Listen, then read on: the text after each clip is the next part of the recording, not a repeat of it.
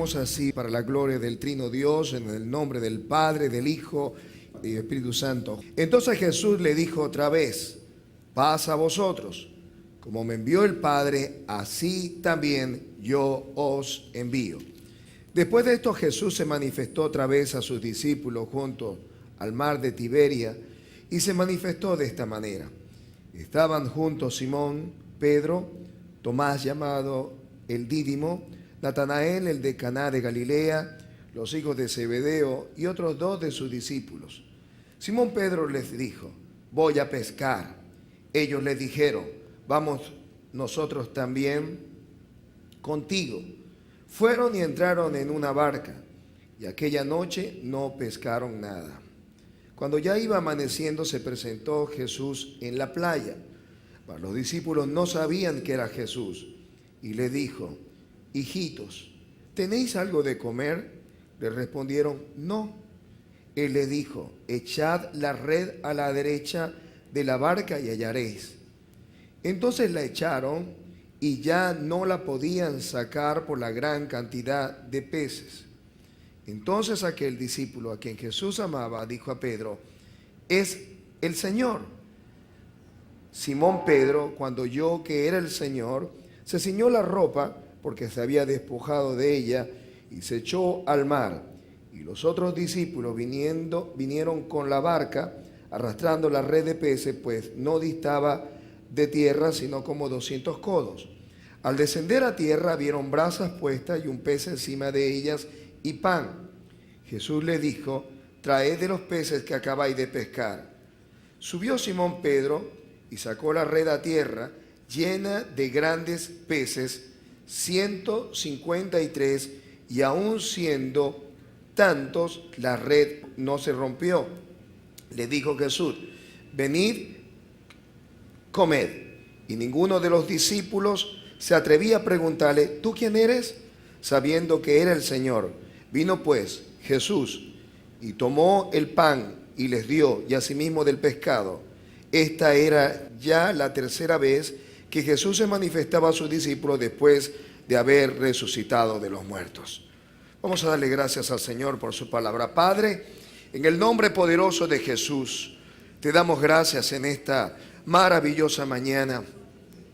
Gracias por tu presencia. Reconocemos que tú estás en medio de nosotros conforme a tu palabra. Estamos agradecidos por tus misericordias que son nuevas cada mañana, porque grande es tu fidelidad.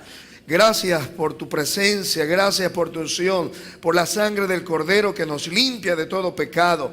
Gracias, Señor, por tu bondad, porque este es el día que tú hiciste.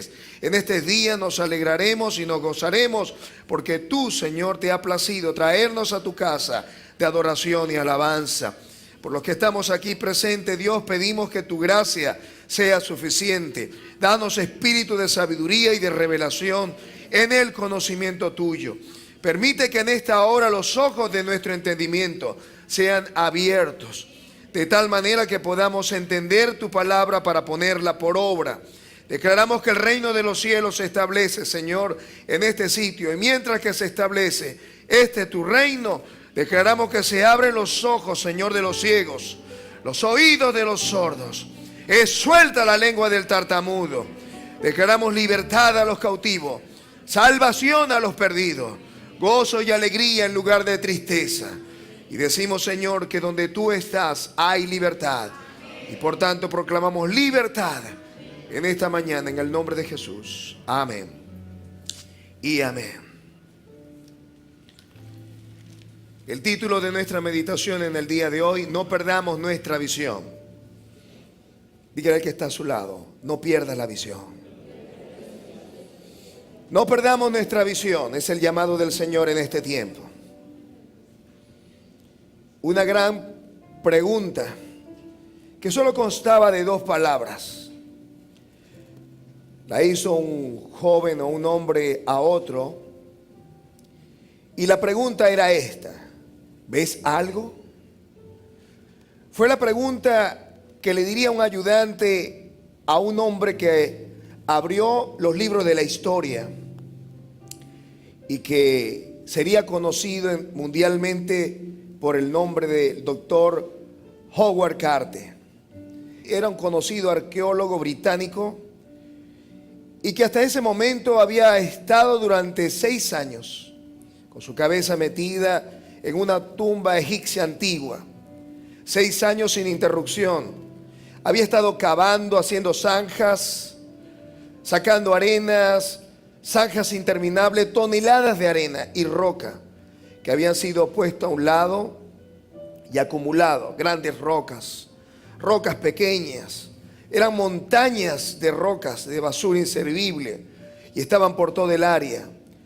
Y por 6 años no había pasado nada, hasta que la historia registra que en 1922 este doctor llamado Howard Carter había estado cavando en el Valle de los Reyes, y cuando habían terminado de escarbar se encontraron con una tumba, y allí, en medio de una endija en la pared, pudieron poner una pequeña luz, y allí solamente pudo ver y responder a aquel que le preguntaba. Dijo: veo animales de madera, estatuas, cofres, carros de oro.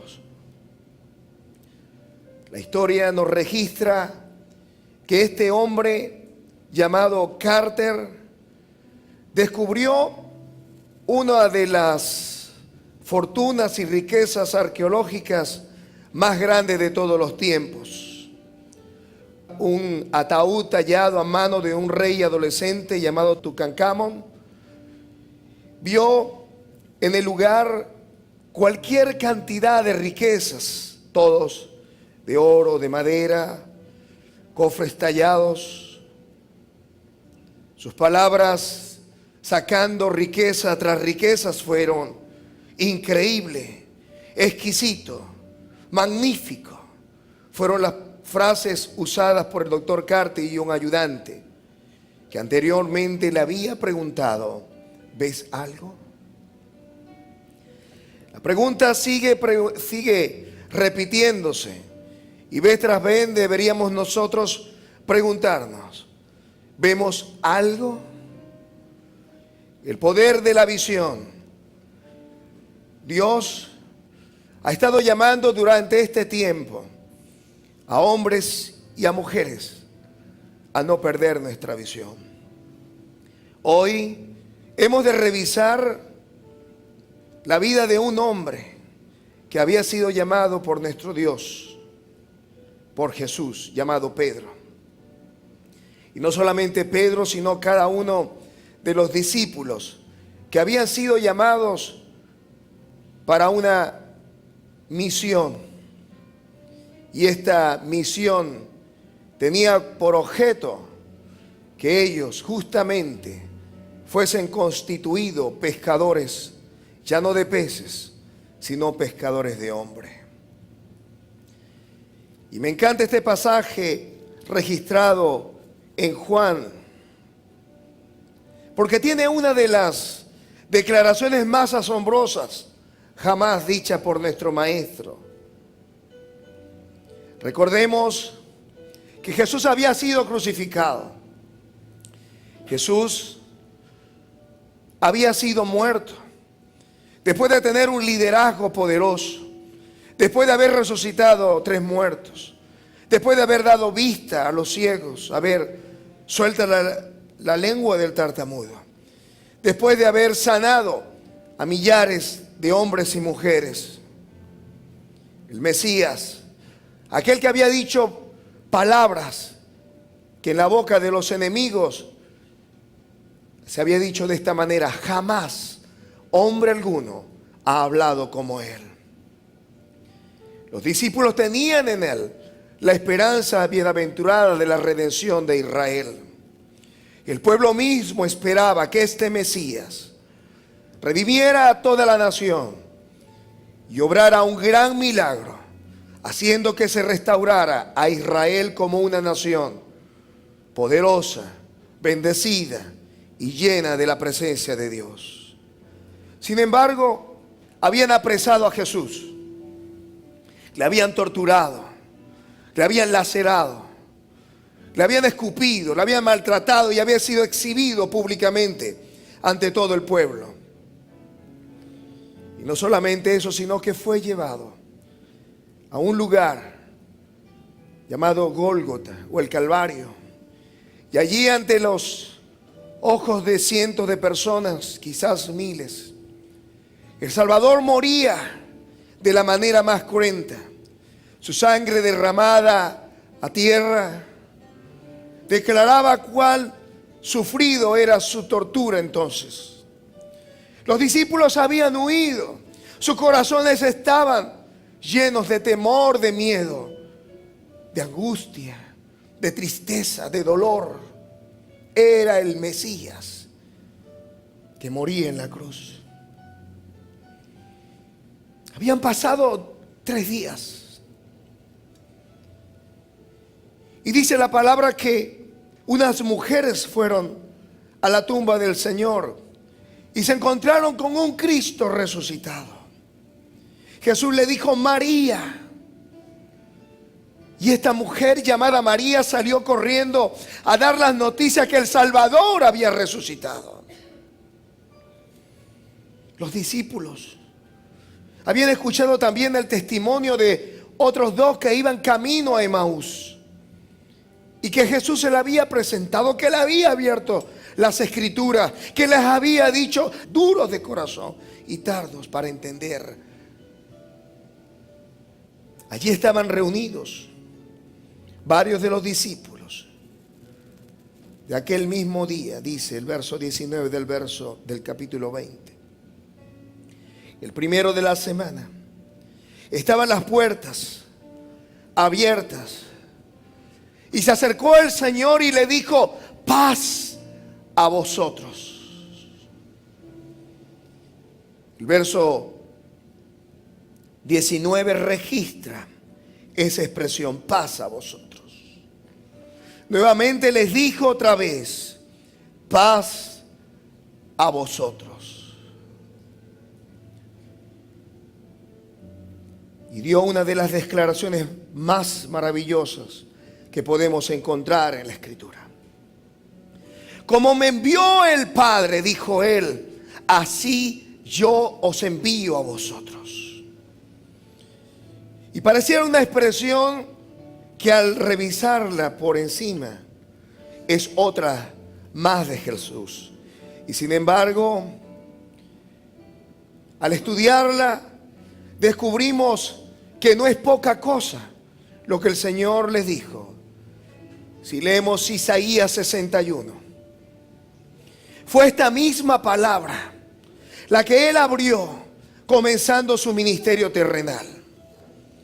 Palabra que dice de esta manera: el Espíritu de Jehová el Señor está sobre mí, porque me ungió Jehová, me ha enviado a predicar buenas nuevas a los abatidos, a vendar a los quebrantados de corazón, a publicar libertad a los cautivos y a los presos apertura de la cárcel, a proclamar el año de la buena voluntad de Jehová y el día de venganza del Dios nuestro, a consolar a todos los enlutados, a ordenar que a los afligidos de Sión se les dé gloria en lugar de ceniza, óleo de gozo en lugar de luto, manto de alegría en lugar del espíritu angustiado, y serán llamados árboles de justicia, plantío de Jehová para gloria suya.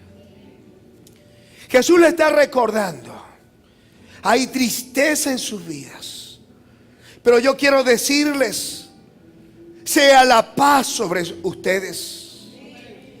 Como el Padre me envió, así yo los envío a ustedes. El Espíritu del Señor fue lo que le quiso decir en esa noche del primer día de la semana. El Espíritu de Jehová el Señor ha estado sobre mí y estará en ustedes y está en ustedes. El Espíritu del Señor me ha ungido y los ha ungido a ustedes también. El Espíritu del Señor me ha enviado y yo los envío a ustedes también. Como el Padre me envió, así también yo os envío. Y Dios no envió a sus hijos, no envió a sus discípulos sin los pertrechos, sin los recursos necesarios para cumplir esta misión. Pero era necesario que la paz de Él inundara el corazón de cada creyente, de cada discípulo. Y cuando en la Escritura nos encontramos una expresión doblemente enfatizada, nos quiere decir que hay algo aquí que debemos atender. Paz a vosotros, le dijo el Señor. Otra vez le dijo, paz a vosotros.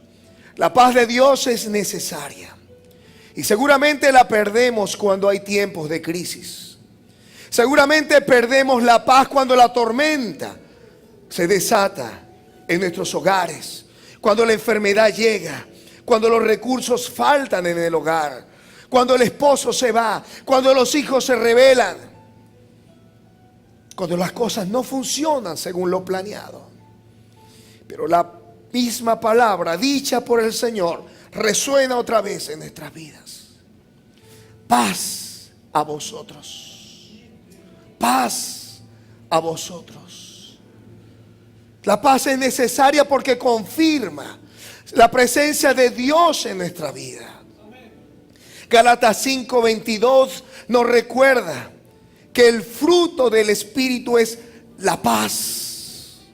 Cuando perdemos la paz en nuestra vida, no es sino símbolo de que no estamos conscientes, sino de nuestras propias debilidades y no del poder de Dios. La paz de Dios nos hace estar atentos a la voz del Señor.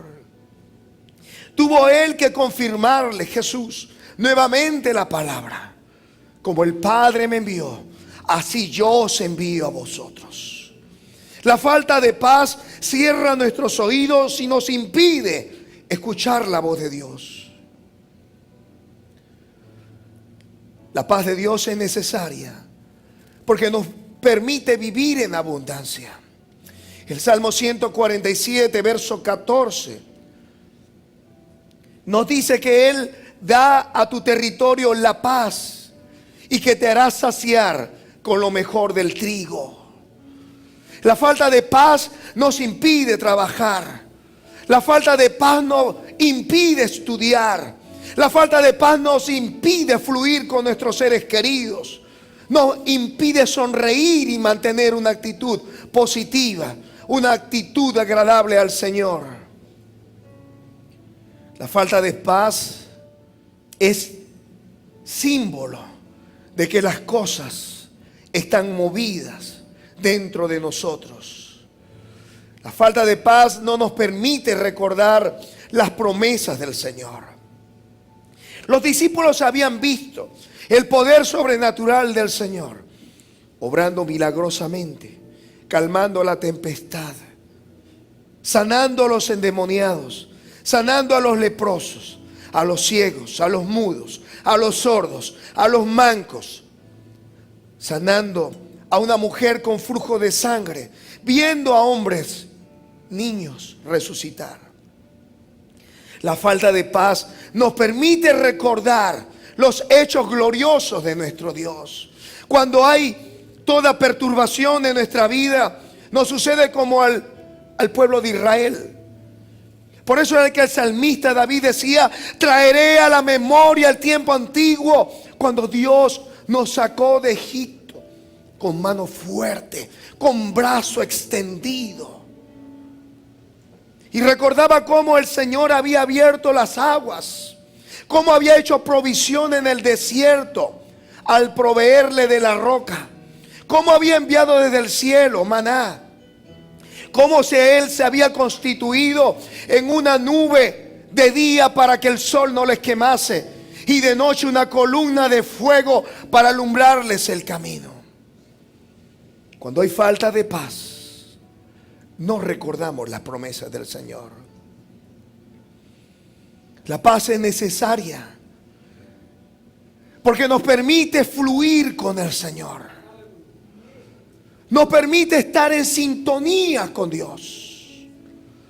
Romanos 15:33 nos dice: y el Dios de paz sea con todos vosotros.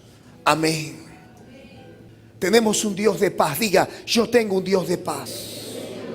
Y yo recibo esa paz en su nombre. Amén. Nos hace fluir con Dios, y al hacerlo entramos en armonía con Él. Entramos en equilibrio con Él. Por eso era que en la víspera de ascender al cielo dijo: mi paz os dejo, mi paz os doy. No la doy como el mundo la da. No se turbe vuestro corazón, ni tenga miedo.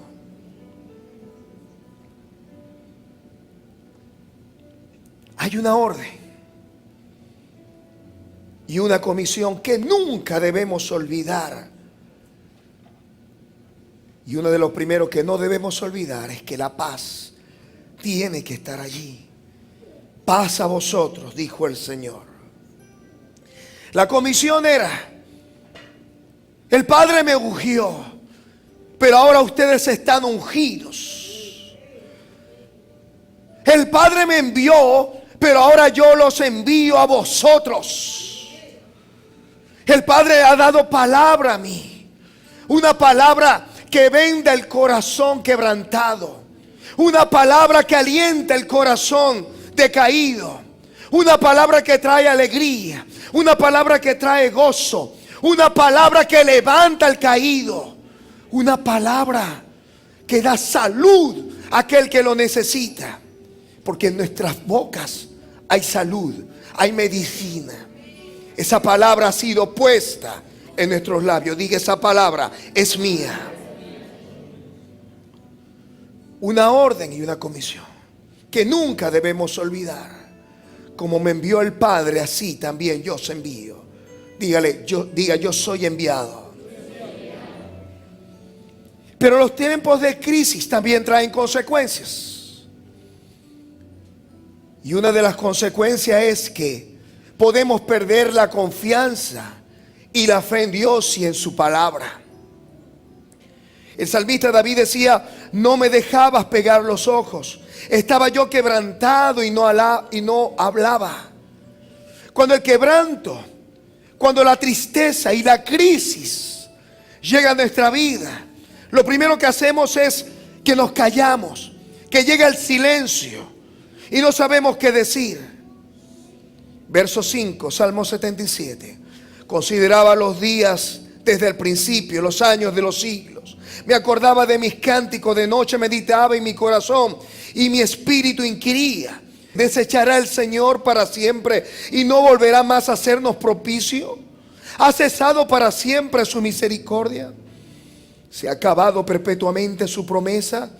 ¿Ha olvidado Dios el tener misericordia?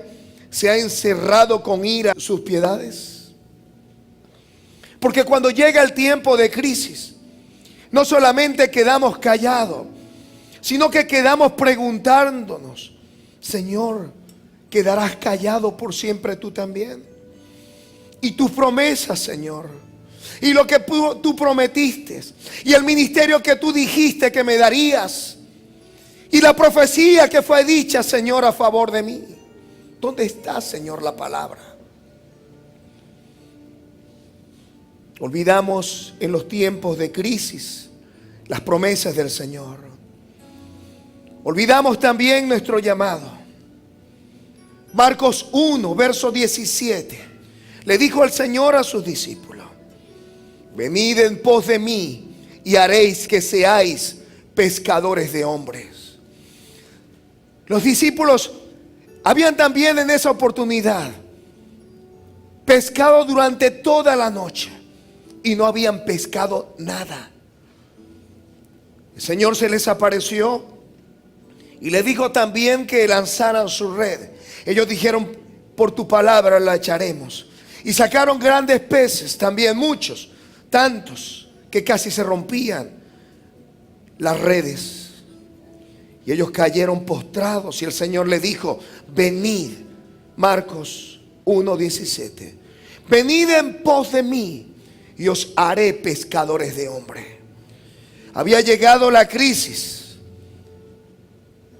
y después de ver a Jesús y después de tener una experiencia, habían olvidado que Jesús le había dicho: has de ser un pescador no de peces sino de hombres. Pero olvidaron también el poder sobrenatural del Señor, porque hemos de recordar que en los tiempos de crisis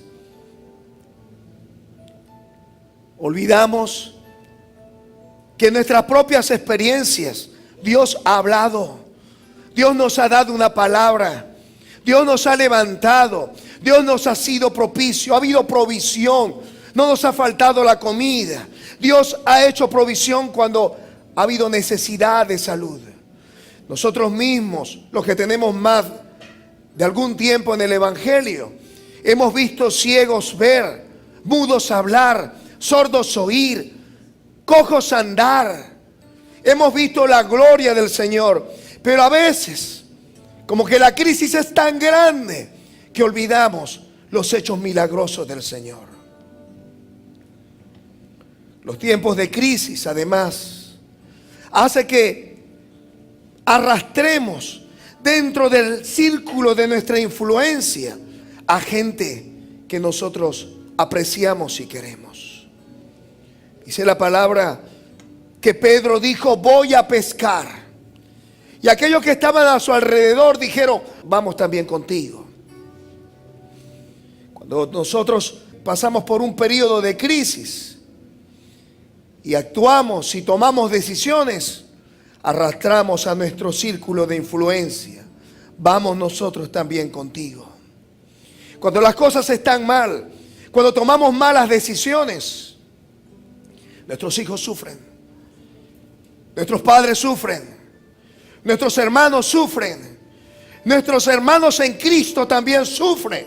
Cuando decidimos caminar con una agenda distinta a la de Dios, la gente que está a nuestro alrededor dice: ¿pero qué pasa con Pedro?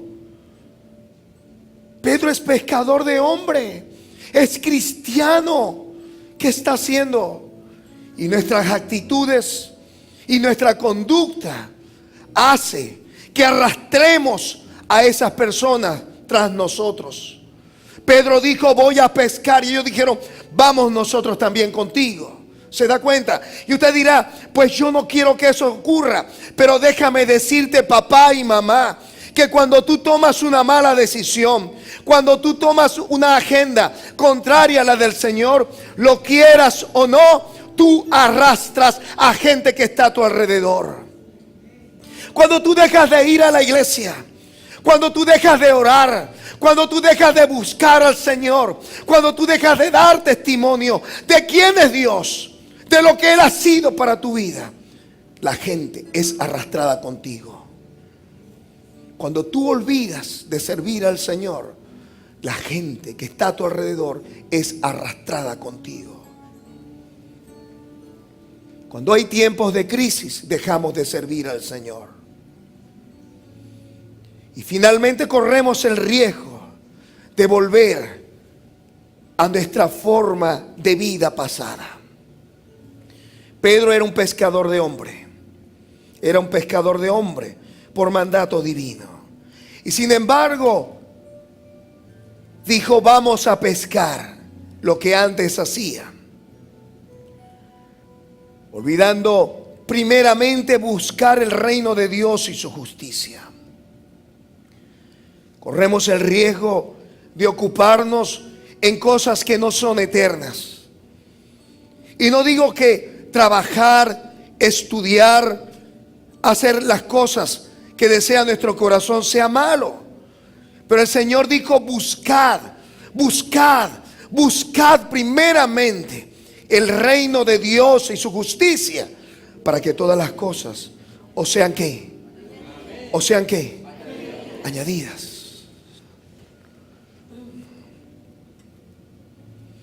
Pero sobre todo, fíjese esto y presta atención.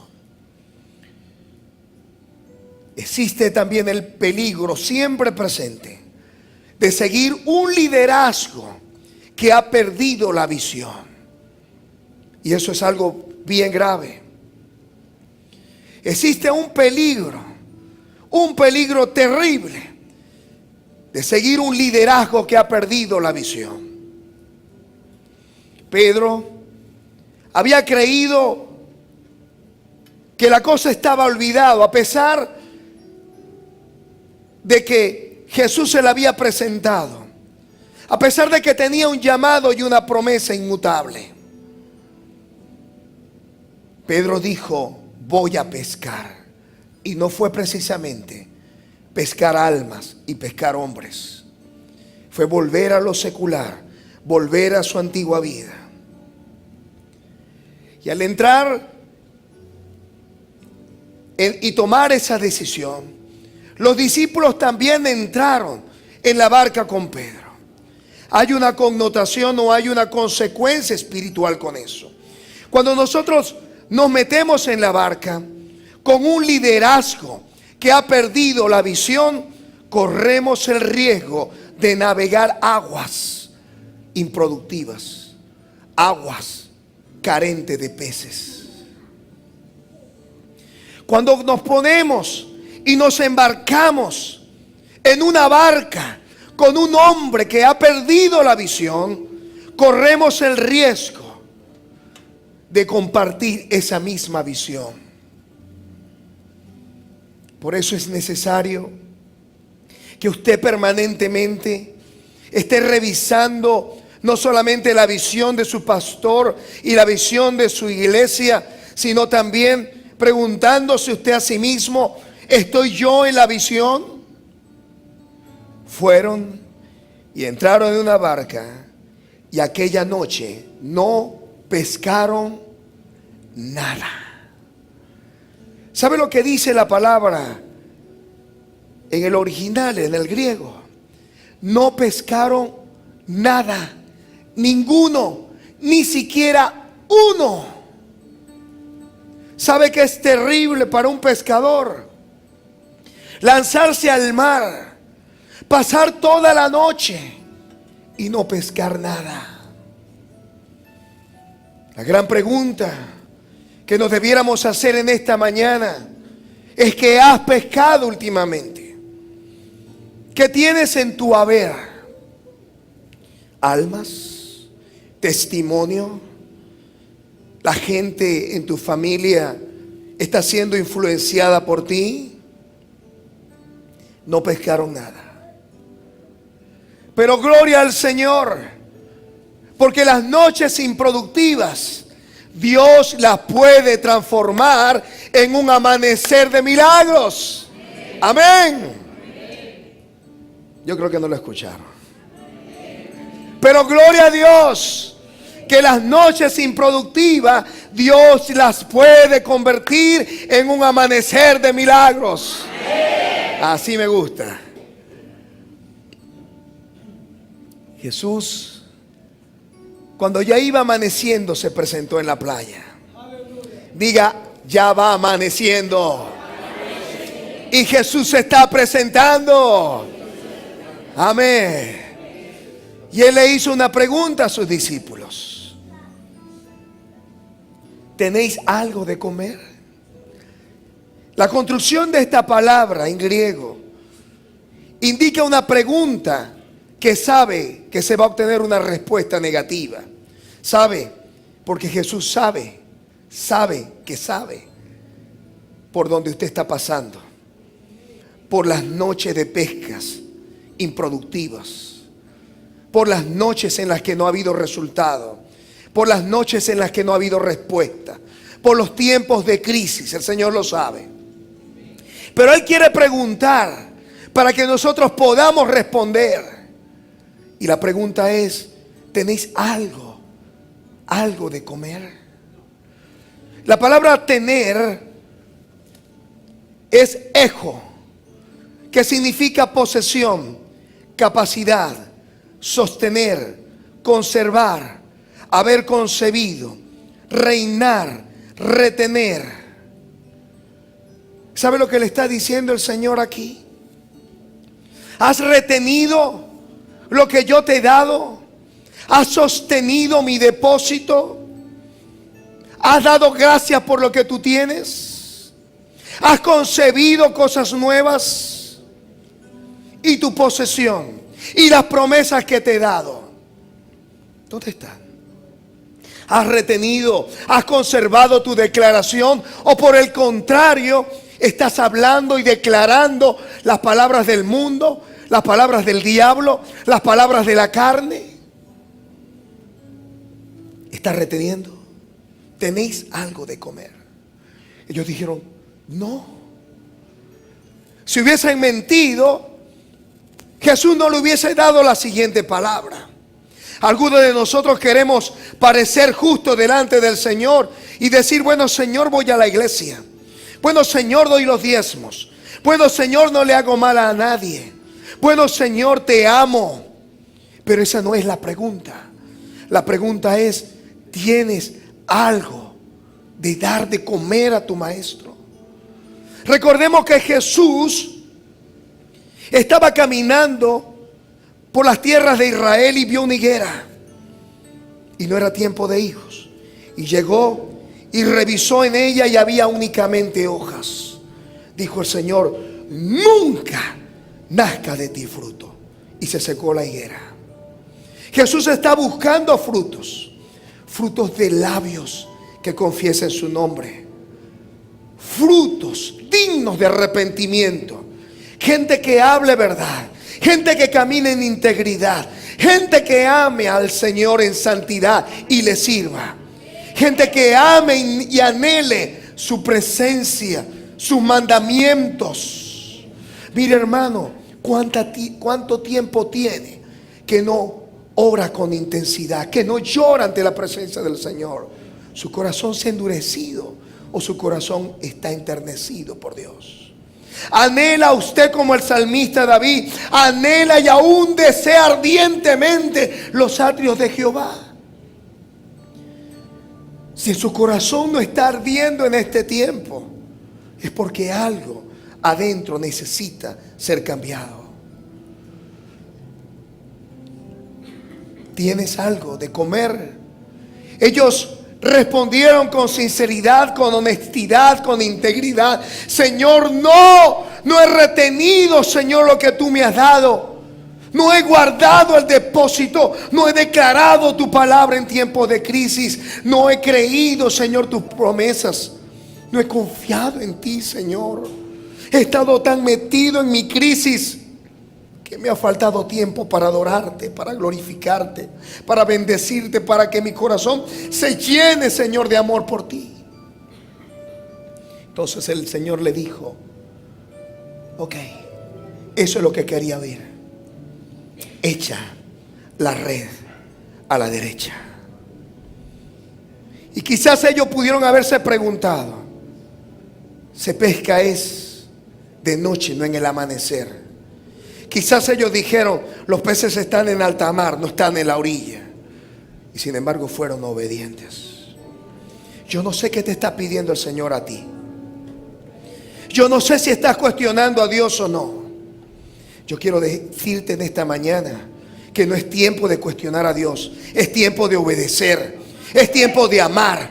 Es tiempo de caminar en fe. Es tiempo de declarar lo que Él te ha dado. Es tiempo de que tú le obedezcas con sencillez, aun cuando parezca ilógico. Ellos lanzaron la red y cuando lo echaron ya no podían sacar la red, no la podían sacar. Y el escritor dice que había gran cantidad de peces, 153. La palabra usada allí, cuando dicen grandes peces, grandes, si tiene oportunidad de buscar un diccionario en griego, descubrirá que la palabra usada ahí es megas. Mega, algo grande. Mega. No eran cualquier peces, eran grandes peces. ¿Sabe? Porque cuando nos enfilamos en los propósitos de Dios, no vamos a sacar cualquier cosa. Dios no nos va a hacer andar en cualquier camino. Dios nos pondrá en un camino poderoso de fe. Dios nos pondrá en un camino abundante. Dios habrá de abrir las ventanas de los cielos y sus bendiciones van a ser abundantes.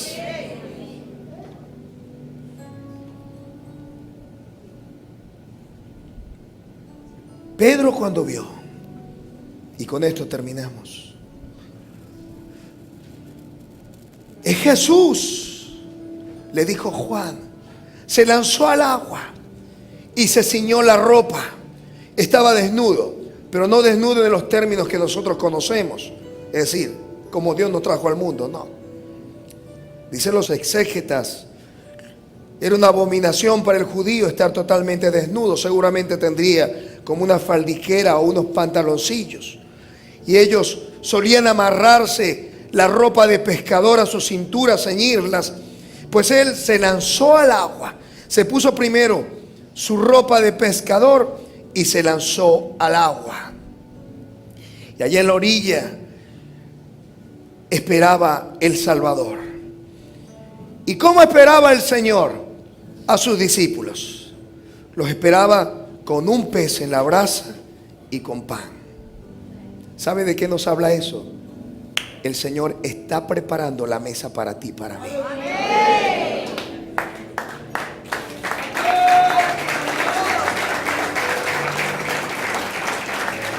La mesa está servida. La mesa está servida. Pero tenemos que ceñirnos nuestra ropa. No podemos andar desnudos. No podemos andar en cueros. Debemos ceñirnos nuestra ropa de justicia. Jesús es nuestra justicia. Debemos ceñirnos con la sangre del Cordero. Debemos ceñirnos con nuestra palabra de fe. Y sabe, en la orilla sacaremos no solamente cuentas de todas nuestras victorias, de todos nuestros triunfos, de todos nuestros megapeces, sino que en la orilla nos espera el Salvador con la mesa servida. Y allí recordaremos entonces nuestro llamado, recordaremos su gloriosa palabra: paz a vosotros, como me envió el Padre, así también yo os envío a vosotros. Recordemos esta palabra en Eclesiastés 9, verso 8. En todo tiempo sean blancos tus vestidos y nunca falte ungüento sobre tu cabeza. Ciñamos nuestra ropa de creyentes en esta mañana y no perdamos nuestra visión. No perdamos la visión de que Dios nos ha llamado, de que Dios nos ha ungido, de que Dios nos ha enviado, de que el Señor está con nosotros en la barca y que la paz de Dios tiene que estar presente en nuestra vida y en nuestro corazón.